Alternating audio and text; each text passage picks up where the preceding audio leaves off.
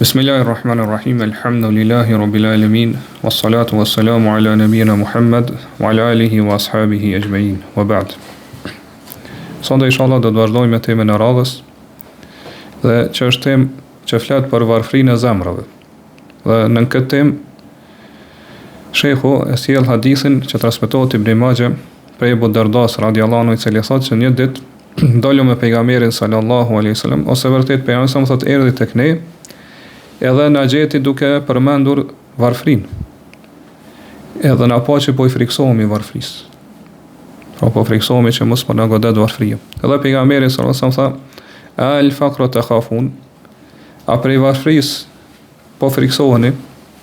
"Walladhi nafsi biyadihi la tusabbanna alaykum ad-dunya sabban", thot pasha dorën e cilet është shpirti im, juve do t'ju jepet prej dunjas shumë.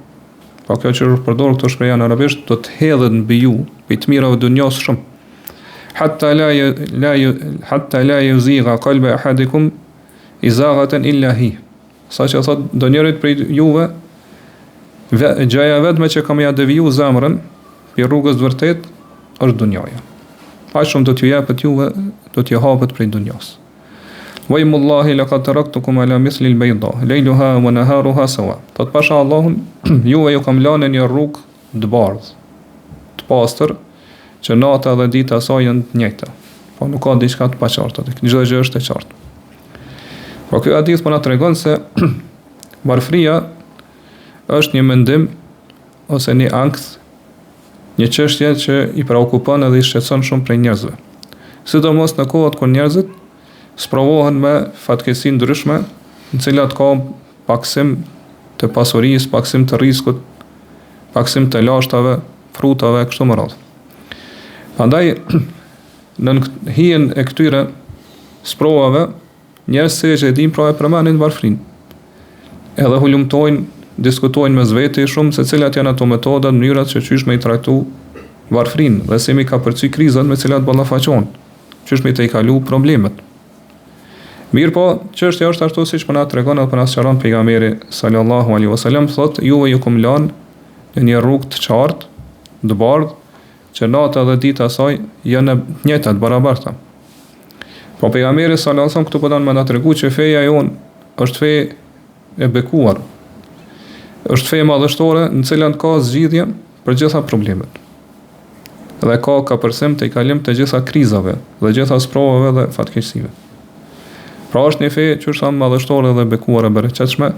Prandaj atij që Allah subhanahu taala i ka dhënë sukses dhe ka inspiru që mi marr ose me marr prej edepeve, edukatës cilat na mëson feja islame, pi udhëzimeve, këshillave, drejtimeve, kështu me radhë, i tillë do të jetë i udhëzuar në rrugën e drejtë. Po do të jetë i udhëzuar në rrugën e drejtë përballë çdo sprove, me cilat ballafaqohet edhe përballë çdo fatkeqësie që godet. Prandaj patjetër duhet që muslimani të drejtohet ka feja Allahu subhanahu taala në të gjitha problemet dhe fatkeqësitë sprovat me cilat e godosen ose ballafaqohet me të. Prandaj prej së këtë jemi pra nëse frika prej varfrisë është një gjë që shtohet, që tham, edhe forcohet në disa rrethana të caktuara, në disa gjendje të caktuara. Mirë po është një lloj tjetër i varfrisë, që dohet pra muslimani shumë i kushtuar rëndësi dhe kujdes. Po më shumë se sa frikës prej varfrisë ose nevojës pra që me pas pasuri në dorën e tij. Dhe për këtë çështja na flet pejgamberi sallallahu alaihi wasallam në hadithin që transmetohet Ibn Hibani prej Abu Dharrit radhiyallahu anhu, i cili tregon se pejgamberi sallallahu alaihi wasallam thotë me ka pyet, ka thonë ja Abu Dharr, atara kathrat al-mali huwa al-ghina. Ka thonë Abu Dharr, mendon ti që pasuria, malli shumë të është pasuri, po malli shumë të është pasuri? Ky ka thonë po i dërguar i Allahut. Pastaj ka thonë fatara killat al-mali huwa al-faqr. Dhe gjithashtu, a mendon ti që malli pakt, pasuria pakt është varfri? Ka thonë po i dërguar i Allahut.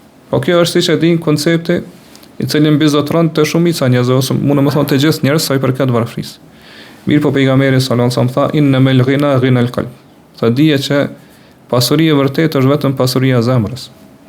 Wal faqru faqru al-qalb. edhe varfëria e vërtetë është varfëria e zemrës.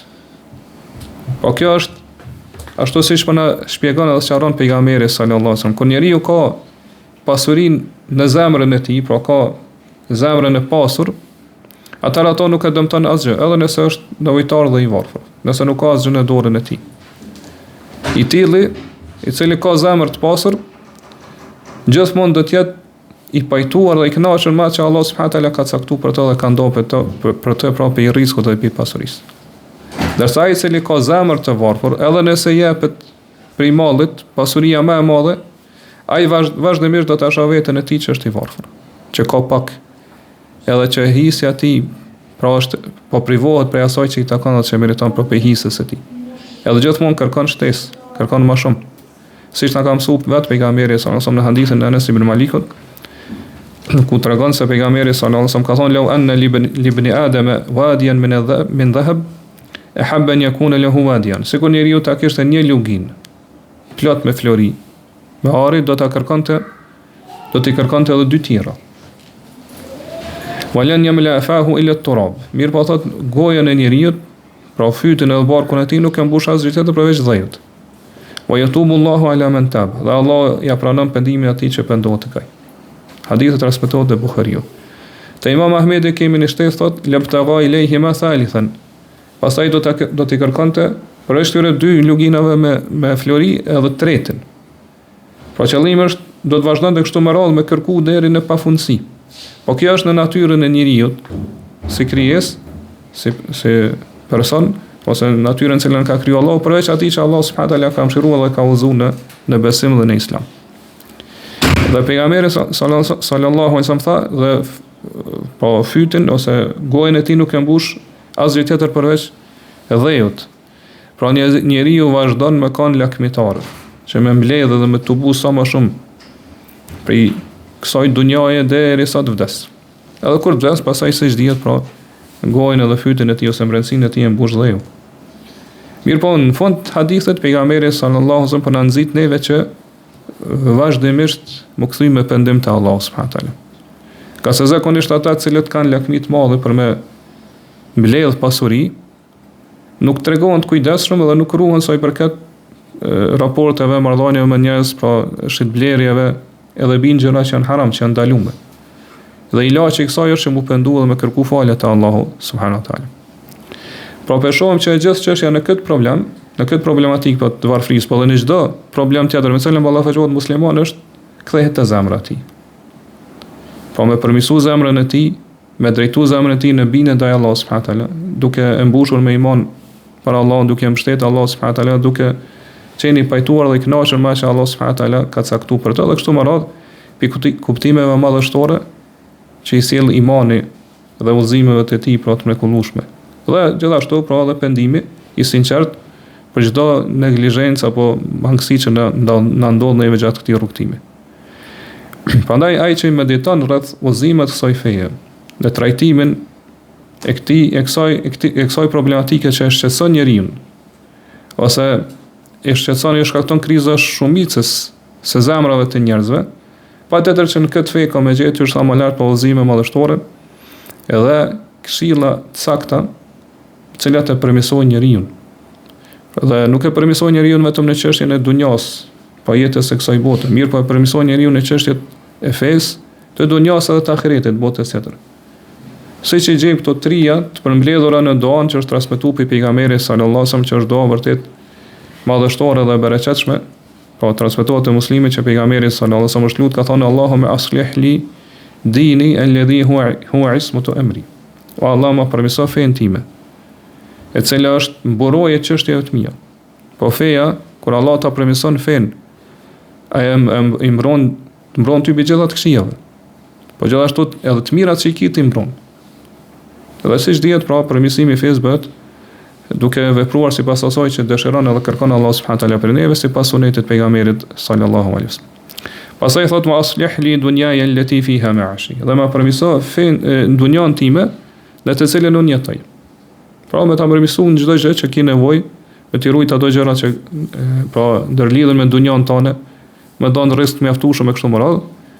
Edhe në fund pejgamberi po e tregon Arsyen pse e kërkojnë ana Allah dhe se lutem Allahun që na përmirësoj dunjon, thënë ka se në këtë dunjon jetoj. Po jetoj për me të adhuru ty. Prandaj më përmirësoj dunjon time dhe më mësoj që edhe rrezikun që fitoj, edhe dunjon që arri pe saj me qenë pas i formë adhurimin ndaj tij. Wa aslih li akhirati allati fiha ma'adi, dhe më përmirësoj ahiretin, botën tjetër në të cilën do të kthehem. Po përmirësimi siç dihet i botës tjetër bëhet kur Allah ta mëson me bëj vepra të mira në këtë botë. Po me cilat Allah subhanahu wa taala është i kënaqur. Dhe për shkak që pejgamberi sa më spari po përmend përmirësimin e dunjos pasaj të ahiretit, nga se çështë tham pra përmirësimi i dunjos është rrugë që çon në përmirësimin e ahiretit. Po nëse përmirësohet dunjaja jote, feja jote në këtë dunjë, atëherë do të përmirësohet edhe bota tjetër. Pastaj thot waj'al al-hayata ziyadatan li fi kulli khair. Dhe bëje jetën time shtim për mua në çdo hajër, çdo mirësi. Po më mësoj që sot jem gjallë më shtu vetëm të mira, punë të mira, vepra të mira e kështu me radhë. Waj'al al-mauta rahatan li min kulli sharr. Dhe bëje vdekjen rahati për mua për çdo të keq, për çdo sherr. Pra qëllimi është që Allah më don përfundim të mirë. Do të kur vdes, kur kalosh botën tjetër, me të dhoni përfundim të mirë, me cilën të rahatosh pi problemeve, pi shqetësimeve, gajleve kësaj bote, po gjithashtu rahatosh edhe prej dënimin të varr, fitnes të varrit, sa është rahati për ty kjo vdekje. Po gjithashtu edhe prej dohon të rahaton pi dënimit të zjarrit në botën tjetër. Dhe këtu po e shohim edhe po konfirmohet pra nevoja që ka njeriu që me qenë i bindur në Allahun subhanahu wa taala. Po me qenë i bindur që e gjithë çështja është në dorën e Allahut. Dhe furnizuesi jot është në qiell. Pra Allahu subhanahu wa taala është Razzaq, ai është furnizuesi. Siç thotë Allahu, wa fis samai rizqukum wa ma tu'adun. Në qiell e keni rrezikun e juaj për furnizimin e juaj dhe atë që ju premtohet. Në qiell është pa te Allahu subhanahu wa taala. Pastaj thot surën Fatir, ya ayyuhan nasu dhkuru ni'matallahi alaykum hal min khaliqin ghayru Allahi yarzuqukum. O ju njerëz, kujtoni nimetet e Allahut, dhuntit e Allahut që ju ka dhënë juve. A keni ju ndonjë krijues tjetër përveç Allahut që ju furnizon? S'ka, domethënë Allah është i vetmi i cili na furnizon. Po ashtu thot awalam yarau anna Allaha yabsutu ar-rizqa liman yasha'u wa yaqdir inna fi dhalika la ayatin liqaumin yu'minun. A nuk e shohin ata që Allah subhanahu wa taala dikuj ja shton rrezikun, ja zgjeron rrezikun, e dikuj ja ngushton. Po vërtet këtu ka shenja dhe prova për një popull që beson. Po ashtu kanë ardhur ajete të tjera ngjashme me këto, siç thotë Allahu kul inna rabbi yabsutu ar-rizqa liman yasha'u wa yaqdir. Thuaj Zoti im vërtet ja shton rrezikun kujt dëshiron, edhe kujt dëshiron po ja ngushton. Pra Allahu ka ajete të tjera shumë të që i lexojmë edhe i hasim Kur'an që flasin në këtë temë. Po Zotin Allahu subhanahu wa taala është el-qabidhu el-basit. Pra është ai i cili dikuj ja ngushton rrezikun edhe çështën dhe dikuj ja zgjeron edhe ja lehtëson. El-khafidhu ar-rafi' është ai i cili disa i ul e disa i ngrit. El-mu'ti el-ma'ni është ai i cili jep, disa i jep, disa i privon, jo ndalën. El-mu'izzu el-mudhill është ai i cili disa i lartëson, po i bën krenare, disa i poshtron. Pra Allah subhanahu wa taala është ai që në dorën e tij që sa më janë gjitha çështjet. Nuk ka artak Allah subhanahu wa taala në këtë gjë. Prandaj baza e të gjitha çështjeve dhe rregulla përmirësimit të tyre është me pas besim të vërtet, të sinqert në Allahun subhanahu wa taala dhe mu mbështet në mënyrën më të mirë tek ai. Siç thotë Allahu subhanahu wa taala, "Wa ma min dabatin fil ardi illa 'ala Allahi rizquha wa ya'lamu mustaqarraha wa mustawda'aha kullun fi kitabin mubin." Nuk ka ndonjë gjallësi në tokë veç se Allahu subhanahu wa taala, pra rreziku i asaj gjallësi është Allah. Allah ka marrë përsipër me furnizu ato, mbi dhon rrezik. Përderisa të jeton, Allah e furnizon. Dhe Allah e din ku jeton ai gjallësi dhe ku do të vdes. Këtë, madje thot Allah, këto janë të shkruara në libër, po Allahul Mahfuz, flokën e ruajtur. Po patjetër dohet muslimani me realizu këtë iman në zemrën tim. Patjetër dohet që me ngrit që të bazë madhështore në zemrat tona, derisa pra në shtrimi jon, për ulja jon, kërkimi strehës, i mbrojtjes, edhe robëria jon të jetë vetëm për Allahun subhanahu wa taala, për Zotin ton. Kur njeriu arrin me realizu që tonë në zemrën e tij, atëherë nuk ka mundësi që ai po me zemrën e tij mu kthy edhe mu drejtu ka ndonjë dikush prej krijesave. Pra nuk ka mundësi që njeriu pra me ju nështru dikuj krijesave për me arrit diçka pi të mirave kalimtare të kësaj bote. Po në shtrimi i tij, për ulja e tij, thyrja e tij është vetëm para Allahut subhanahu wa taala. po Zotit e tij dhe mbrojtësit e tij. Dhe ai i cili mbështetet Allahu subhanahu wa taala me mbështetje të vërtet, Allahu subhanahu wa taala ka më hap atij dyert e rrezikut, dyert e lehtësimit edhe suksesit. Penga nuk e pret, penga e pret.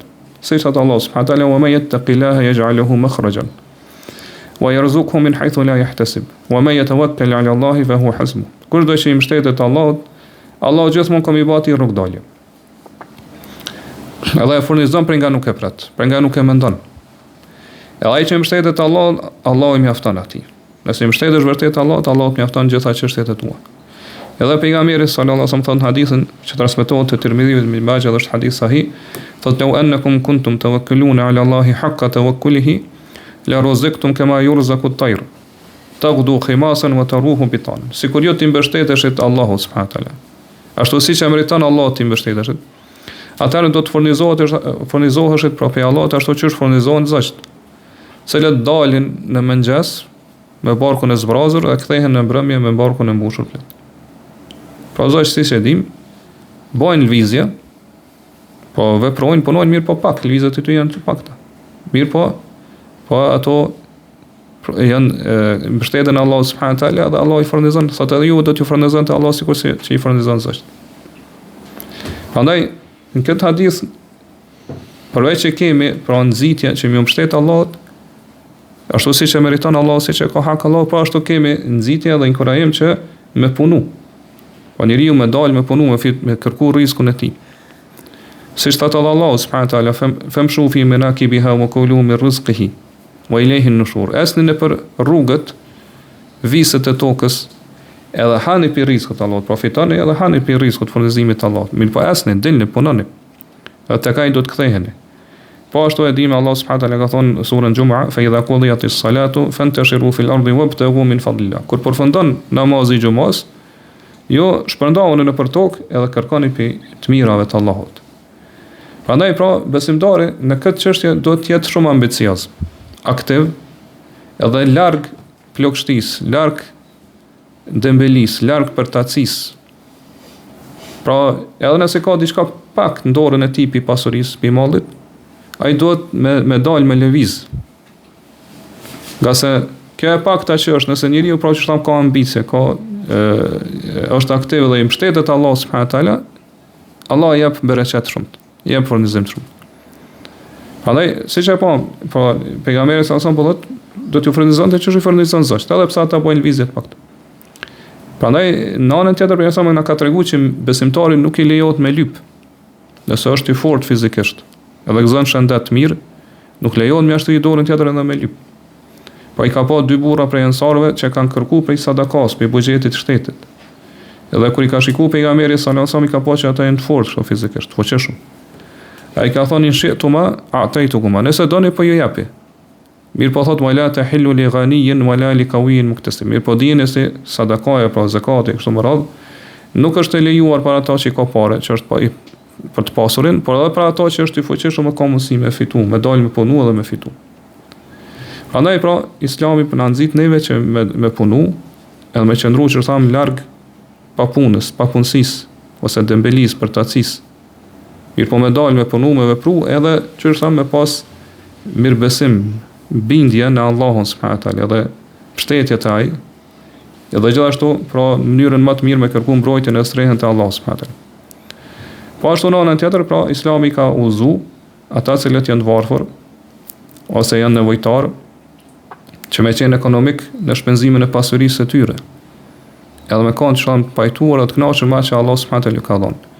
Dhe mos me shiku pasurinë shumë që Allah subhanahu wa taala i ka dalluar disa për njerëzve, i ka dhënë pasuri më shumë se sa disa tjerëve. Siç thot Allahu: "Wala tatamannu ma faddala Allahu bihi ba'dakum ala ba'd." Mos e lakmoni ato gjëra për mes Allah subhanahu wa taala i ka dalluar disa për juve ndaj disa tjerëve. Mos i lakmoni ato. Në anën tjetër pejgamberi na ka mësuar neve që me kërku mbrojtje prej varfërisë. Po qëllimi është prej varfërisë shumë të rrallë, që njeriu pasaj nuk mundet as me qenë besimtar i mirë dhe devotshëm pra në raport me Allahun për kësaj varfërie. Nga se vetëm Allah është ai i cili mundet më mbrojt për kësaj varfërie. Po është saksuar në hadithën e pejgamberit sallallahu alajhi wasallam i cili është lut ka thonë: "Allahumma inni a'udhu bika min al-faqri wal qillati wadh-dhillati Vallahun kërkoj mbrojtje te ti prej varfërisë. Po qëllimi është asaj varfërisë tron, disa thonë është për qëllim varfërisë zemrës, që është e shpjeguar më lart, ose të shpirtit, që njeriu edhe pse ka shumë gjithmonë e sheh veten të varfër. Wal qillati edhe kërkoj mbrojtje te ti prej paksisë, me pas pak. Po disa thonë qëllimi është me pas pak vepra të mira. Kështu e kanë shpjeguar disa dietar. Ose me pas pak sabër. Ose me pas pak njerëz që ndihmojnë kështu më radh, ndihmtar. Po gjithashtu, që lidhet edhe me kontekstin e lutjes, me pas pak pasuri. Wa dhillati edhe prej nënçmimit. Po ka kërkuar mbrojtje te Allah subhanahu wa taala që mos më kanë i nënçmuar i poshtruar tek njerëz. Ose disa dietar kanë thonë mos më godit nënçmimi për shkak si pasojë mëkateve. Ka se njeriu kur i bën mëkat Allahut, atëherë si dënim Allah subhanahu wa taala e poshtron edhe nënçmon këtë botë. Ose është për qëllim pra me kërkuar mbrojtje te Allah subhanahu wa taala prej nënçmimit të lypjes së tjerëve. Po mos më rënë në gjendje që ti me nënçmu vetën dhe më shku me ashtri dorën tjetër. Po ashtu siç e dim pejgamberi sallallahu alajhi wasallam, çdo mëngjes edhe mbrëmje e lutte Allahun ka 3 herë dhe thoshte Allahumma inni a'udhu bika min al-kufri wa min al-faqri, Allahumma inni a'udhu bika min adhabi al-qabr. La ilaha illa anta. Allah kërkoj mbrojtje te ti prej kufrit, mosbesimit, prej varfërisë, edhe kërkoj mbrojtje te ti prej dënimit të varrit. Nuk ka të adhuruar meritor përveç teje. Në anën tjetër, shumë njerëz mendojnë se atij që Allah subhanahu wa taala i ka dhënë rrezik shumë, e ka furnizuar, pra e ka mbuluar me të mirat e tij, me dhuntitë e tij, që kjo është një lloj nderi që Allah subhanahu wa taala ka dhënë atij. Ndërsa në anën tjetër atij që Allah subhanahu wa taala ka ngushtuar rrezikun edhe pasurinë, po e ka lënë të varfër, mendojnë që Allah subhanahu wa taala ka poshtruar se ka nënçmuar këtë person. Mirë po ky mendim është i gabuar. Edhe pse që thamë bizotron të shumë prej njerëzve, por është koncept edhe mendim shumë i gabuar. Allah subhanahu wa taala thot në surën Fajr, fa amma al-insanu idha mabtalahu rabbuhu fa akramahu wa na'amahu fa yaqulu rabbi akraman. Sa i përket njeriu, pra për natyrës së tij është nëse Allah e sprovon, Zoti i tij e sprovon, edhe e nderon, pra e ngrit, edhe i jep të mira, pra e begaton me të mirat e tij, ai do të thot, pra për natyrës së tij do thot Allah më ka nderuar. Po më nderon me këto të mira shumë ta që po më jep. Më ka ngrit, më ka nderuar, më ka ngritur, më ka lartësuar mbi tjerët. Wa amma idha mabtalahu fa qadara alayhi rizqahu fa yaqulu rabbi ahanan. Mirë po nëse e sprovon, edhe po ja ngushton mjetet e jetesës, rrezikun. Atëherë do thotë Allah po më poshtron, po më ul, po më çat pozitë më të ulë se sa të tjerë. Mirë po Allah subhanahu wa taala thotë kështu mendojnë njerëz, mirë po thotë kella. Nuk është kurse se kështu. Nuk është kështu pra që është mendojnë njerëz. Që ati që Allah subhanahu wa taala i ka dhënë rrezik shumë, ose tjetrit që Allah subhanahu wa taala i ka dhënë, pra e ka ngushtuar rrezikun, ja ka paksuar rrezikun, Allah po don më tregu se secili prej tyre është i sprovuar pe Allah subhanahu wa taala. Po edhe i pasur edhe i varfër është përballë sprovë, përballë provimi.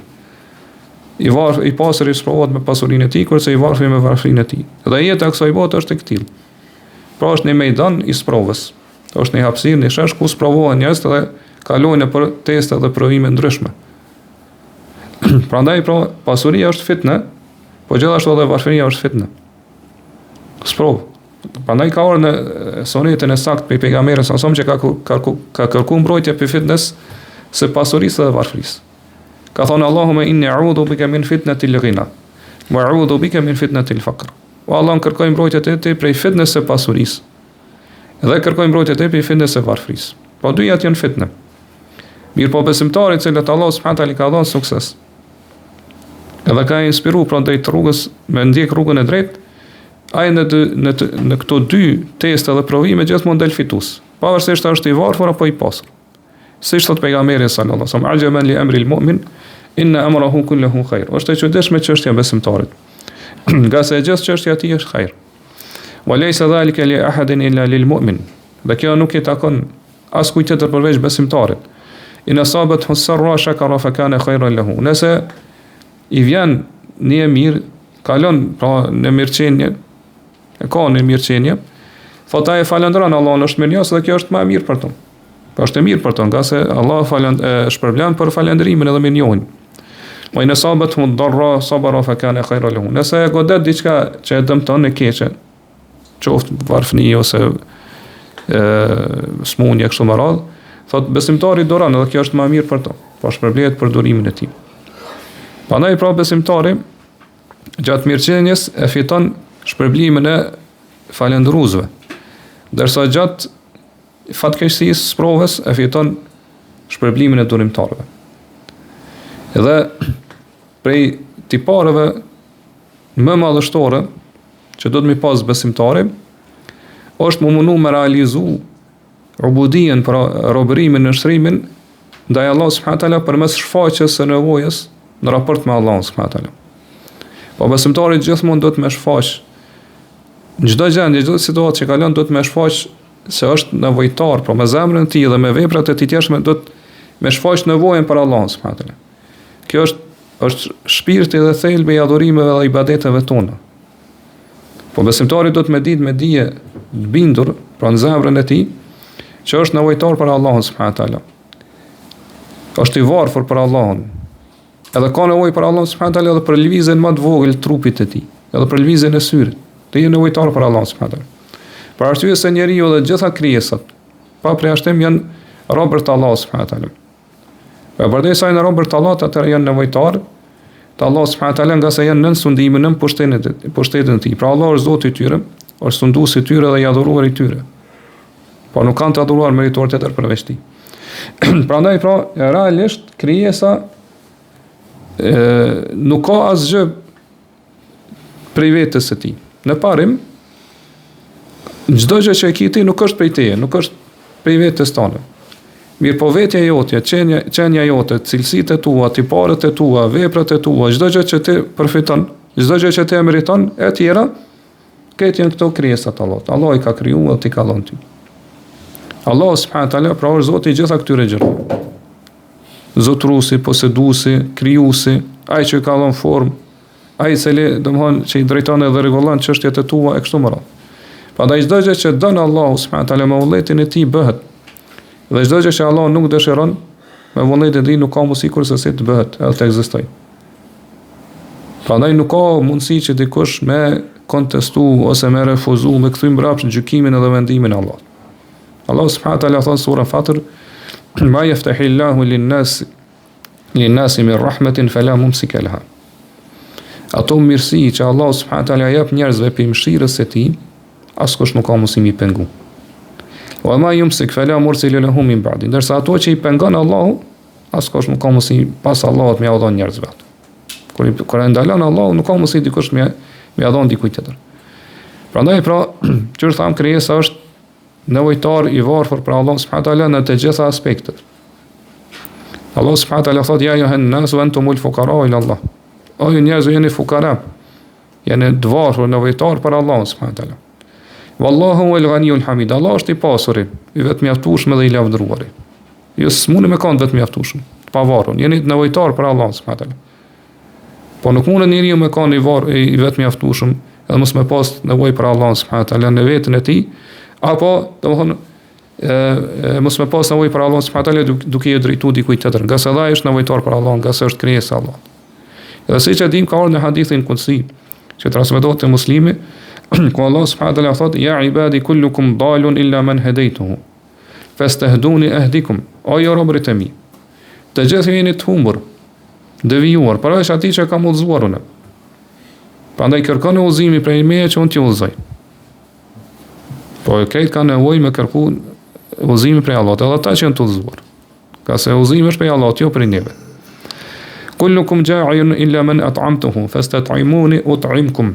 Të gjithë ju jeni të uritur, përveç atij që i kam dhënë unë ushqim, përveç atij që kam ushqyer.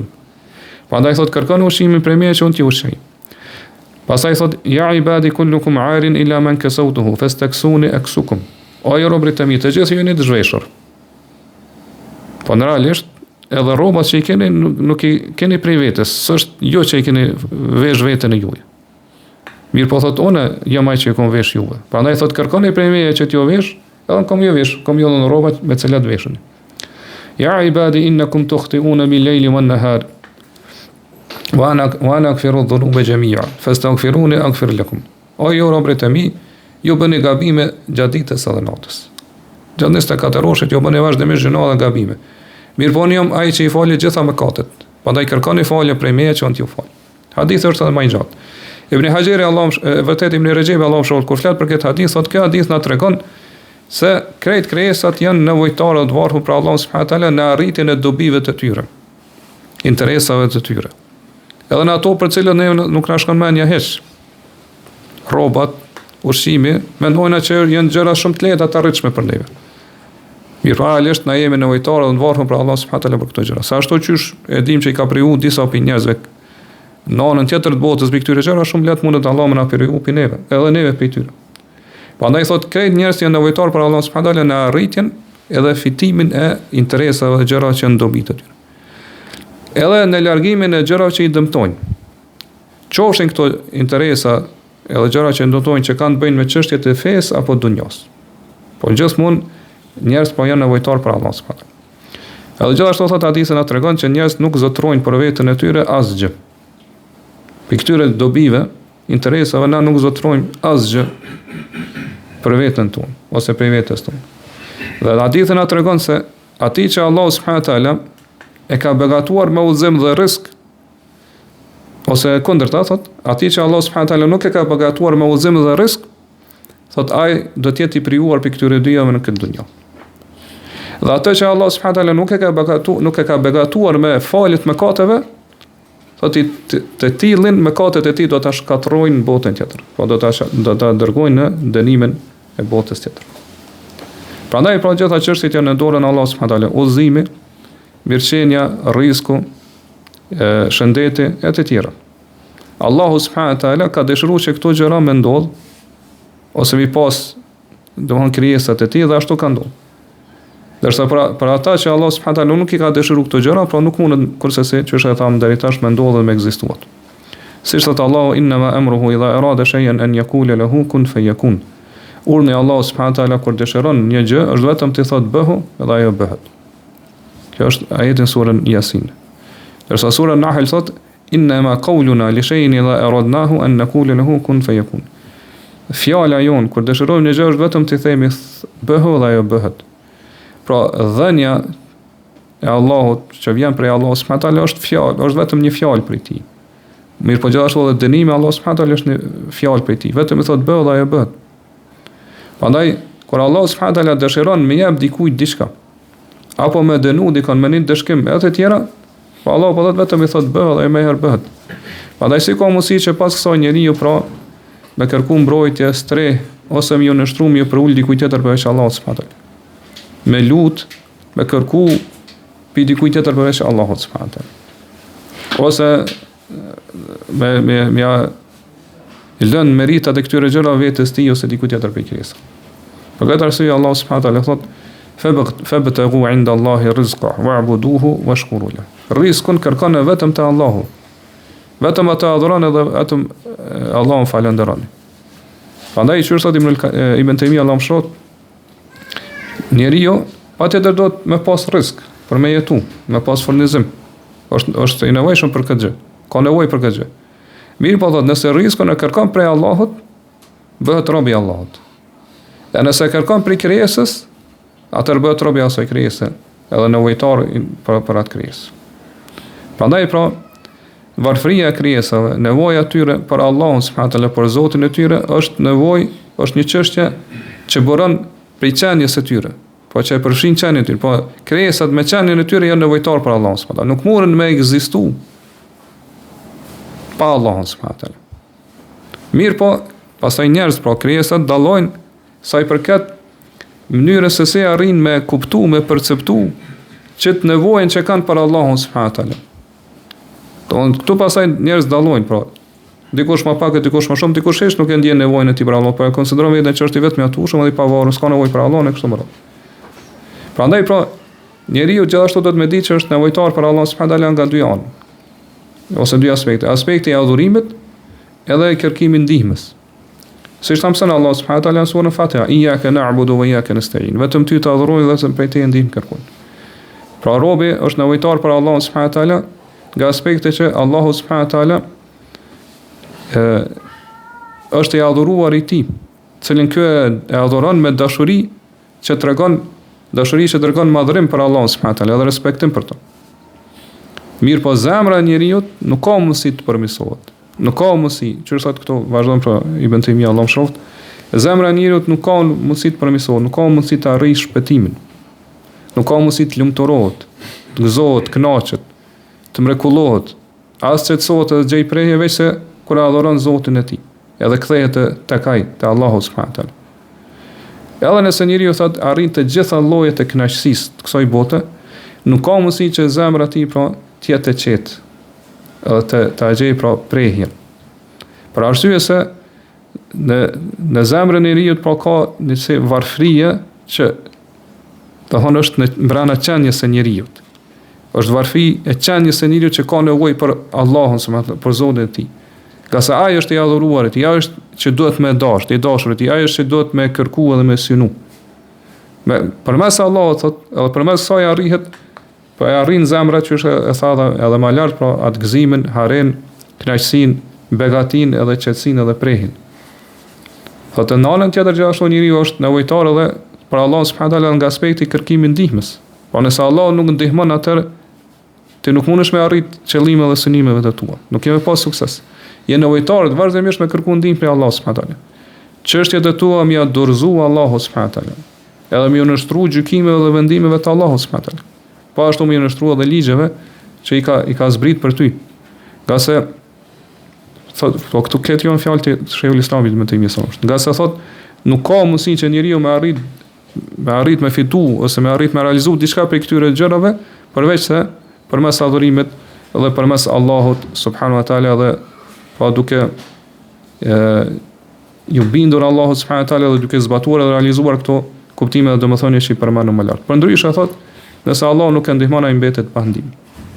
Prandaj në fund ne lutim Allahun subhanahu wa taala që gjithëve më na dhon sukses, që më na mundsu, pra më na dhon sukses me arrit të realizu çdo kuptime domethënie në zemrën tonë. Po mundu që ato mi zbatuan me praktikuar në mënyrën më të mirë. Dhe lutim Allahun subhanahu wa taala që mos më leju që na më mbështet në veten tonë as sa është lëvizja e syrit.